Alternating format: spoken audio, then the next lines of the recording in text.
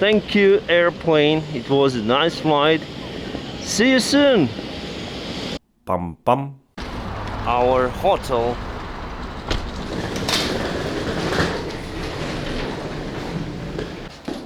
Let's check it out.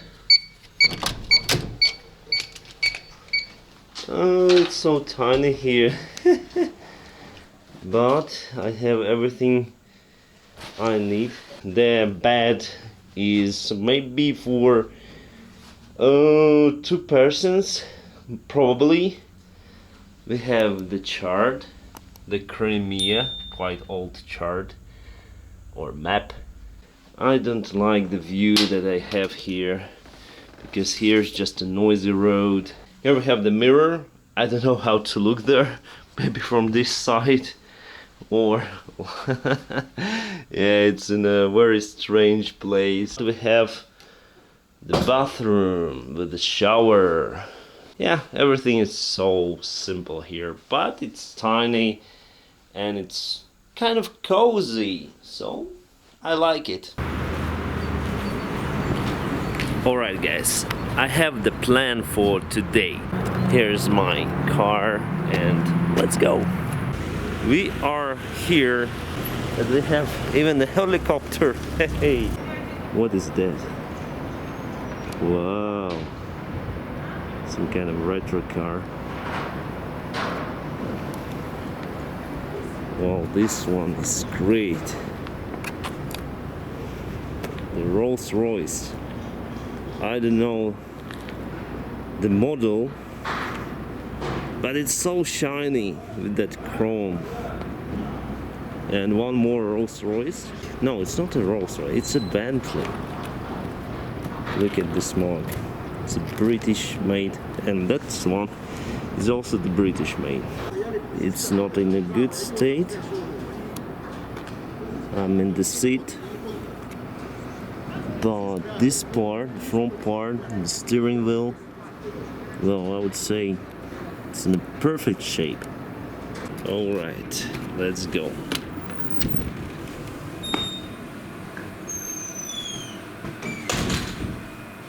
The museum is, the name of this museum is Phaeton.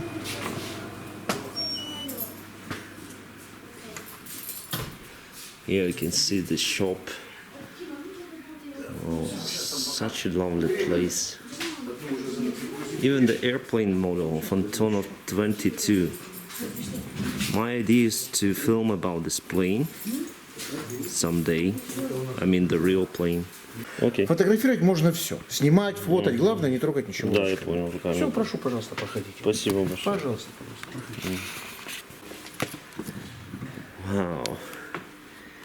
Such a nice car. I think it's Chevrolet, or how do you call it? Yes, I'm right, my friends. This is police car from probably 50s. Wow. Chevrolet with this number plate. Why don't we have this kind of muscle cars produced nowadays? I mean, with new technologies, but with the old style shape. I think this shape is beautiful. It's a KMZ, the Nepper. By the way, I have this kind of motorcycle, but with a more modern engine. So it has the Boxer engine, and this engine is quite old. It's like on BMW R71. Wow, great. Chevrolet 3100. The London Cup Taxi. I've never thought that they are so huge. You can compare the size with this thing and they're almost the same size. This Volga, actually I had this car in my family, my father's car, the same shape, the same color. It's Gas 24, but we had the car not with the chrome radiator but with this plastic one. So the model is a little bit different, but actually they are almost the same. Guys, it is the fantastic place. Fantastic, because so many cars, so many old retro cars. If you like this stuff, this technical stuff, and if you like the history, this place is for you. Wow, the airplane. It's a Yakovlev 52. Interesting. It has the colors of Maestro, and probably this airplane took part in a famous movie, in a famous Soviet movie about the fighter pilots of the Second World War. What is this? This is the tiny little car. It's even smaller than Mini, and it's also the British car. Woolsey Hornet Mark II, produced from 1961 till 1969. The color is so nice, blue like a sky. The chrome parts are awesome. Everything in very good condition. Here is the first car that we had in my family. So yes, it's GAZ 21, very beautiful car from what I can say. And my father got this car then I was maybe 8 years old or something. This is the same car but the police version. It's quite reliable, by the way. The engine is not very powerful, but this car is nice. It's Chaika. Wow. Probably it is one of the most beautiful cars that were produced in Soviet Union. At least I think so. M72, yes. Also with machine gun. And this is the BMW R71 probably. They look very, very similar because Soviets had the technologies of BMW just before the Second World War to produce their version. So if you look at those two motorcycles from a side, you'll see that they are very, very similar. Sturmgaffen,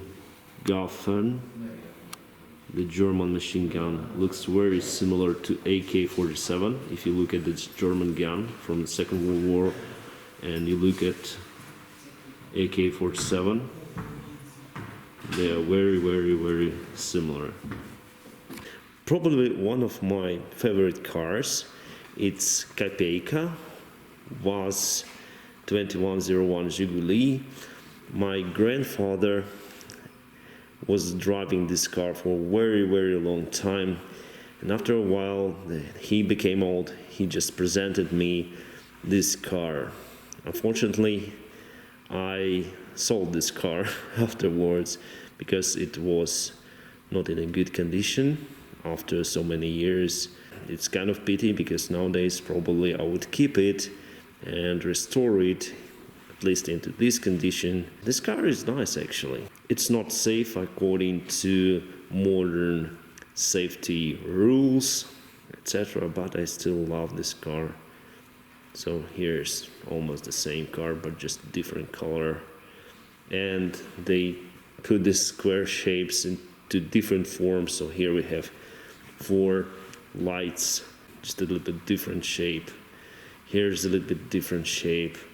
Here's a little bit different shape of the front, but actually the car is the same square shape car. Zaporizhzhya. As you can see, my friends, there are many cars, and there are 6 holes under this roof for you to see everything. And now it is time to see something else. Let's go. Hey guys, we are in the park, but not only, we are actually at one of the biggest hydroelectrical power plant in Europe, probably the biggest one. And let's go to see it, let's review it. It's called the Dnepro-GAZ. It is quite noisy up here because we have just a road going through the dam itself, and here are the first signs of hydroelectrical power plant. You can see so many wires, power cables. Just look at this water level at this reservoir, and it's the same level as we have on that side of the Dnieper River, but we are going through the dam, and now you see how high this dam is. It's very, very huge. It is fantastic structure, my friends. It's very high. I think it's more than 50 meters high or even higher. There we have the Khortytsa island. It's a very historical place. Hopefully you will see something. This construction is absolutely massive.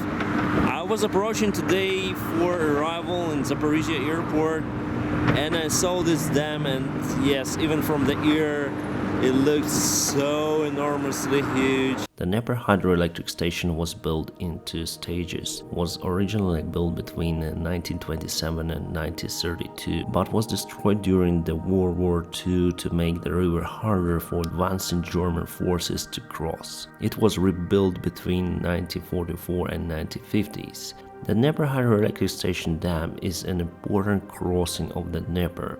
It has a water lock that allows navigation along the river and around the dam. Yes, the electricity was the first reason why this dam was built. But actually there is also the second reason. The reason for ship commercial transportation through the Dnieper River. Here you may see the huge gateway.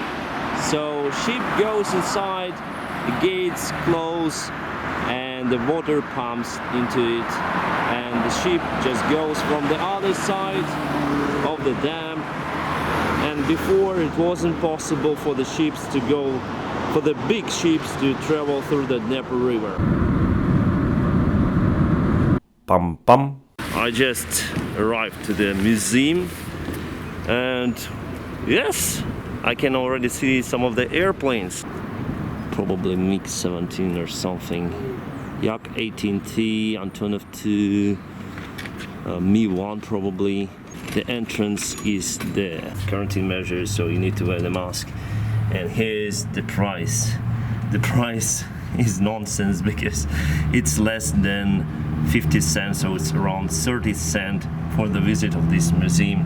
For the kids, it's I think 10 cents or something. And let's go inside. I hope it's okay to film the video here. I have the ticket, and yes, it's very, very cheap here. I don't know why, because the museum itself is wonderful. We have the aviation engines. I think this is beginning, and we'll see the development of the aviation engines in this hall. So here are the piston engines, and probably we'll see also the jet engines or turboprop engines here. It is the adaptation of German engine design for the production capabilities, for the local production capabilities, I would say. You can see the springs of the valves. Wow, everything is in very, very good condition, and I can touch it. It seems like the carburetor, the intake, and here's the throttle control, probably. Yes, it is. The ignition, the magneto. The guy is just standing and watching for everyone, just not to touch the engines with the hands. Here's the bigger engine, again the Deca, Mercedes type of the engine. Again, 6 cylinders inline engine, just a bigger variant.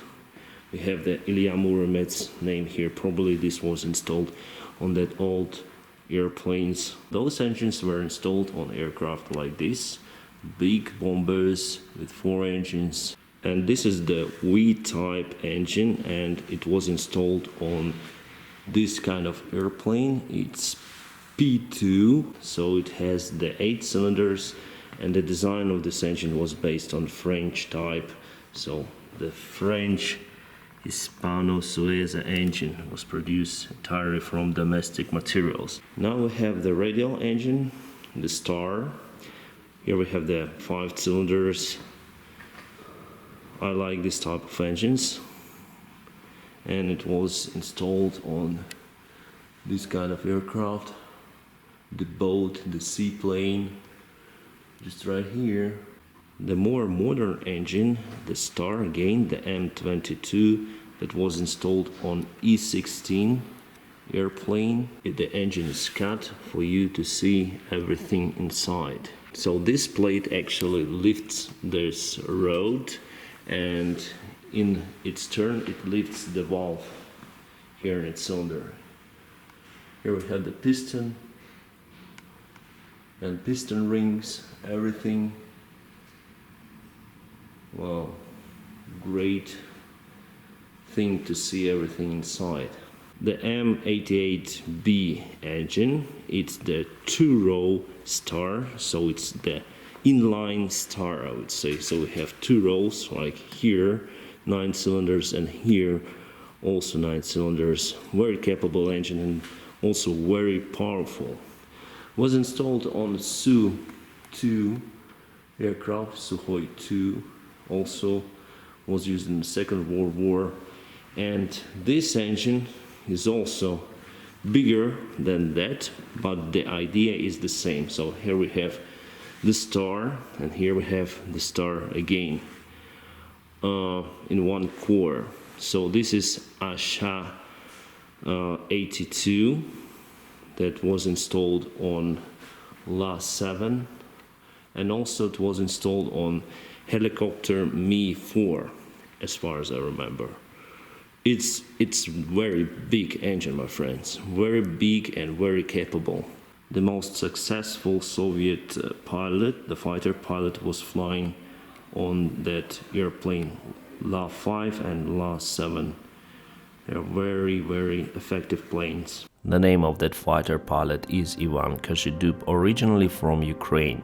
Credited over 60 solo victories by most historians, he is considered to be the highest-scoring Soviet and Allied fighter pilot of World War II. He is one of the few pilots to have shot down a Messerschmitt Me-262 jet fighter. And this is one of the most produced Soviet engines, AH-62, that is installed on Antonov 2 airplane. Here, just here, and it's kind of powerful, has 100 horsepower, and I wanted to buy the one. The price for the used one is not so high, but I cannot afford it. My idea was just to install it somewhere like this and to start it, so to go somewhere and start it for other people to see how it starts. And it's aviation related, more aviation related things than in previous museum, so I like it a lot. And here let's go to gas turbine engines, the jet engines that we have. RD-45, the gas turbine engine that was installed on this type of airplane. It's MiG-17 as far as I remember. So you can see everything from inside out. It's great. Here's maybe the oil pump or not, I'm not sure. Well, here's the inlet, the air inlet, and the air goes to this centrifugal type of the compressor. Then it goes to the cannula type of the combustion chamber, and then the hot air extends and pushes the turbine here, and that turbine rotates the compressor itself. Here's the exhaust, here are the fuel lines. Well, my friends, you can easily study the engine design just in this museum. The IE-20 turboprop engine, and it's very powerful, 4,000 horsepower. Again, you can see everything from inside out, the turbine section, everything. And here's the place for propeller mount. There's the propeller, the huge one, And this engine was installed on Ilyushin 18, Antonov 12 and BE 12. So this is the BA Berylyev 12, the seaplane Ilyushin 18, Antonov 12, and also this engine, as far as I know, it was installed and it is installed on Antonov 32. Very capable aircraft, by the way. This engine is IE24 and it is less powerful compared to IE20. And this engine is installed on Antonov 24, Antonov 26, Antonov 30. And if you probably know, I used to fly Antonov 26, so I used to fly the airplane equipped with this type of engine. This engine actually, and it's much smaller compared to IE20, but of course much less capable, much less powerful. It has the maximum 2,820 horsepower compared to 4,000 over there. Pum pum. We are in the next room, or it's better to say the other hall of this aviation museum, and here you can see the turbofan engines and jet engines as well. Let's walk around. Some of the small engines around here, and some of the auxiliary power units, the small engines, and they're also cut. So here you can see the small APU engine. My friends, as I told you, it's better to visit this museum personally, because I can talk about this all the day long, but I don't know lots of information about this engine, so it's better to take the excursion and to see everything personally. So come to Zaporizhzhya and visit this museum. It is superb. Let me explain you the principle of the jet engine operation based on this IE25 engine. Let's go. This engine is quite small, so it will be very comfortable for me to explain you everything, especially then the skin of this engine was cut. So here's the entry of the air. As you can see here, we have the fixed blade that directs the airflow into the N1 rotation spool. So we have the N1 compressor part. Here we have three stages of the compressor, and the air goes inside the other stage. Here we have the fixed blades and also rotating blades. The air compressed here, so we have the first stage of compression. Then let's go to other stage where the air compressed even more. But some part of this compressed air from the first stage goes here between the engine skin and N2 spool skin. So that is why we call this type of engines the bypass engines. On turbofan engines, here we have the first stage is actually the fan, and it creates the 80% of all the engine thrust. So the air bypasses the N2 stage and just goes through this core. So this core here is very developed on turbofan engines that make these engines more efficient compared to these old types of the engines. But here just save the size, okay? Here the most of the thrust produced in N2. Of course, the fuel consumption for this type of engines with small bypass ratio is very high, but you need less space to put it on airplane somewhere. In the high pressure compressor, the air compresses very hard. As you can see, it's XL type of the compressor. By the way, here is also the XL type of the compressor. So these type of the compressors are very effective to compress the air hard. And then this compressed air goes into this kind of combustion chamber. This is annular type of the combustion chamber where the ignition process is ongoing, the burning process is ongoing. So here's the fuel line, as you may see, the fuel nozzle, and then we have some of the spark plugs somewhere here, and the air together with the fuel, they just burn here. And this burn air just extends and hits the turbine section. So here we have just one turbine for all of these compressor stages. This is the high pressure compressor, and then the air goes through the other two stages of turbine, And that two stages actually rotate this N1 compressor. So here is where the air actually performs all its duties, performs the job. It rotates the compressor, it rotates everything to make this thrust. And here the air just expands from this exhaust nozzle. Very easy, and I think it was very understandable.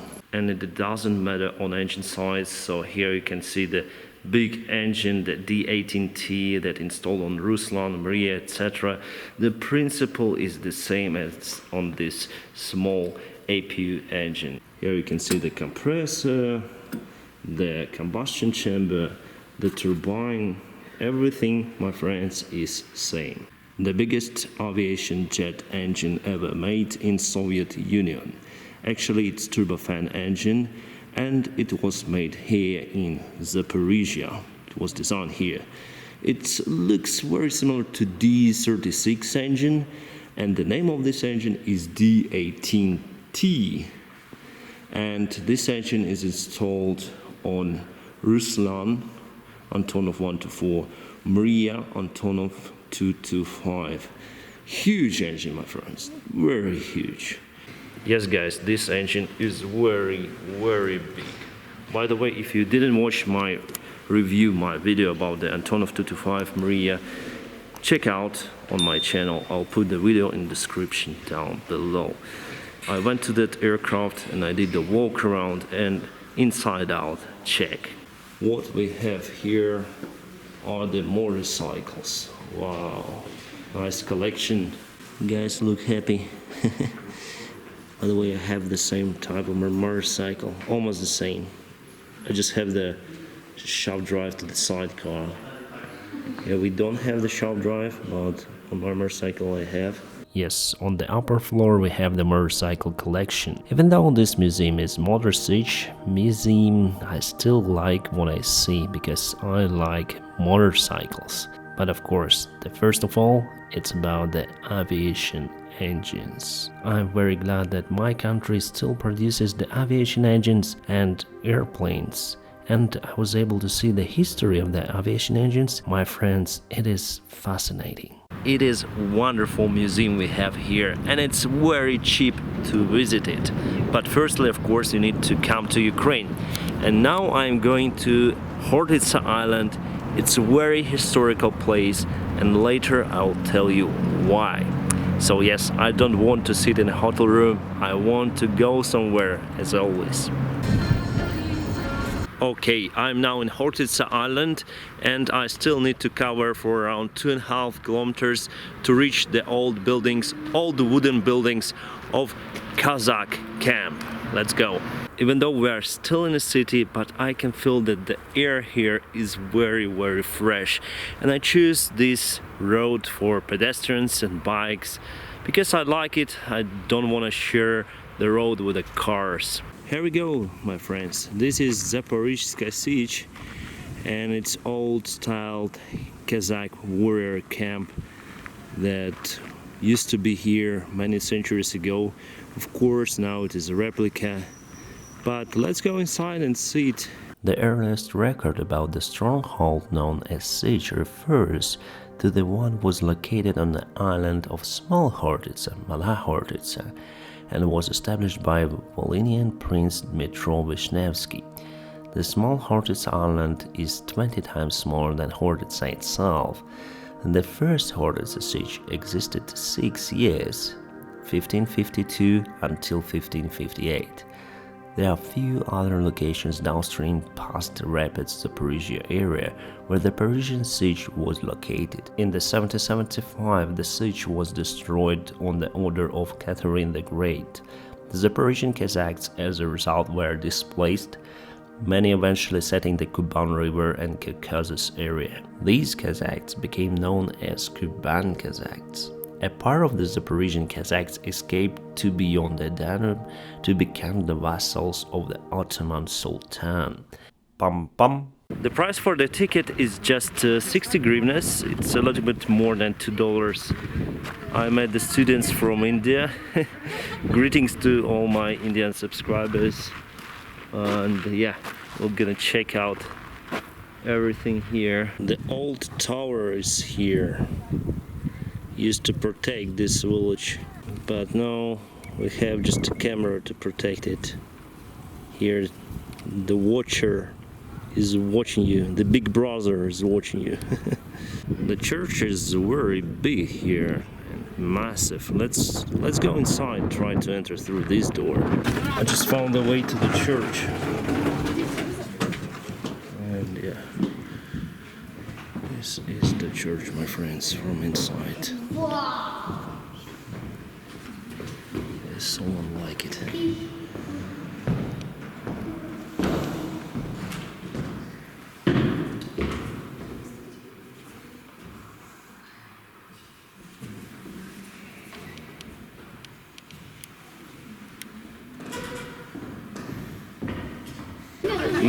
Many people, as you can see, and today I'm happy. Why I am happy? Because tomorrow is quarantine day again, so those guys will just will be closed for 1 month or something. So I'm happy today to be here, to have the opportunity. And what I like here is the nature, the beautiful park, the beautiful island, and everything is so nice. Actually nothing really to see there except of those buildings.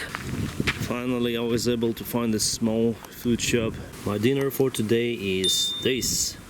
Here I have the main course, vareniki with cheese. So it's like a dough and with cheese inside. It could be meat inside, potato, mushrooms, but these in particular are with cheese. The pie, a small pie with potato, and of course the tea. Let's try vareniki. Nice. The Hortytsa island itself, it's very big, and we are here at the north part of it. It is very steep here. Woo! Hard to climb. Wow! What a view! Very beautiful. Awesome. We have the rocky monument of someone. I think alpinists use these rocky shores for training, but down there, as you can see, it's very scary. Oh my god.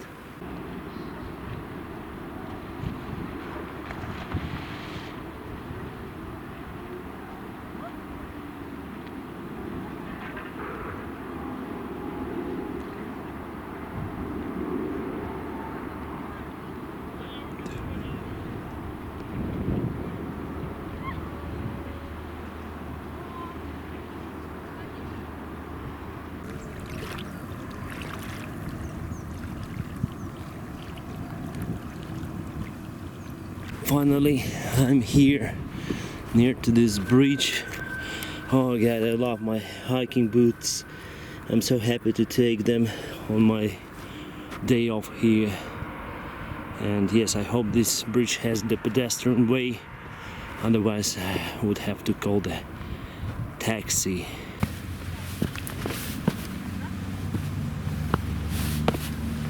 And here is the huge bridge. Let's go. And you see, this is a big road here, and it goes to the island. But it doesn't matter that all of that people live on the Hortytsa island. They just go through it because the road goes across the east part and goes across the north part to reach the other part of Zaporizhzhya. The Hortytsa island is used as a transport line nowadays. From the Second World War, last 5 or last 7, I don't really know, they're very similar.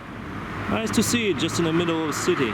Guys, I'm already in a hotel because all the restaurants and all the cafes were overbooked everywhere, so I had to come back to the hotel. And tomorrow we'll have one more flight to Sharm el-Sheikh and back to Kiev. I will be flying from the right seat. See you tomorrow. Okay, I'll buy it, then I'll have my next salary. So if we go to the next, you'll see Digam, Larum, Remok, and then Rakur. Now we're gonna fly to Borispol, to Kyiv Borispol Airport. What's right? Yeah. 50, 40, 30, 20, 10.